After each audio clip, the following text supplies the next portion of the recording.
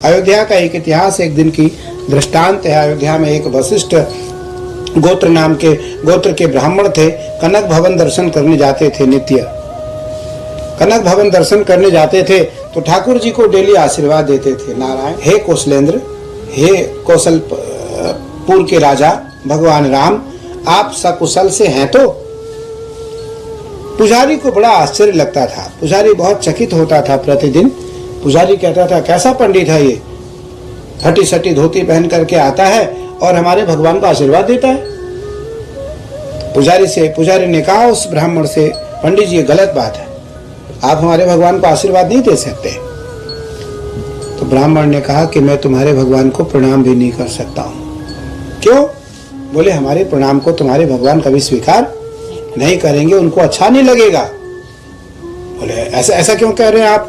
बोले मैं इनके गुरु गोत्र परंपरा से हूं, मेरा वशिष्ठ गोत्र है, इसलिए मैं राम को प्रणाम करूंगा तो राम को पाप लगेगा, राम को प्रायश्चित करना पड़ेगा। बोले क्या इसका क्या तात्पर्य है, इसका क्या उत्तर है कि आपके आशीर्वाद को भगवान स्वीकार करते हैं? बोले जरूर स्वीकार करते हैं। बोले हम सब प्रत्यक्ष रूप से देखना चाहते हैं। ठीक है। तो 3 दिन बाद उस ब्राह्मण रोता हुआ आया। भगवान किसके हैं? दीनों के हैं। भगवान किसके हैं? दीनों के हैं, इसलिए उनको दीनानाथ कहा जाता है। क्या कहा जाता है? वो कभी सेठों के नाथ नहीं कहा जाता है कि सेठों के नाथ हैं वो किसके नाथ हैं? दीना, इसलिए इनको दीन दयालु कहा गया। वो अंदर से आया, भगवान आज मेरी परीक्षा है, नहीं तो मैं जीवन में कभी कनक भवन नहीं आऊंगा, मेरा आशीर्वाद स्वीकार करना।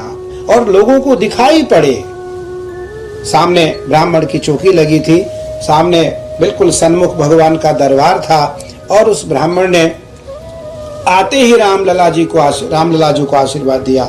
राम आप सकुशल से हो तो? खसी माल मूर्ति मुस्कानी। भगवान के शीश पर लगी हुई मुकुट और गले में पहनी हुई माला, मुकुट झुक जाती है, माला गले से नीचे गिर जाता है। हजारों हजार लोगों ने देखा कि भगवान राम ने इस ब्राह्मण के आशीर्वाद को प्रत्यक्ष स्वीकार किया।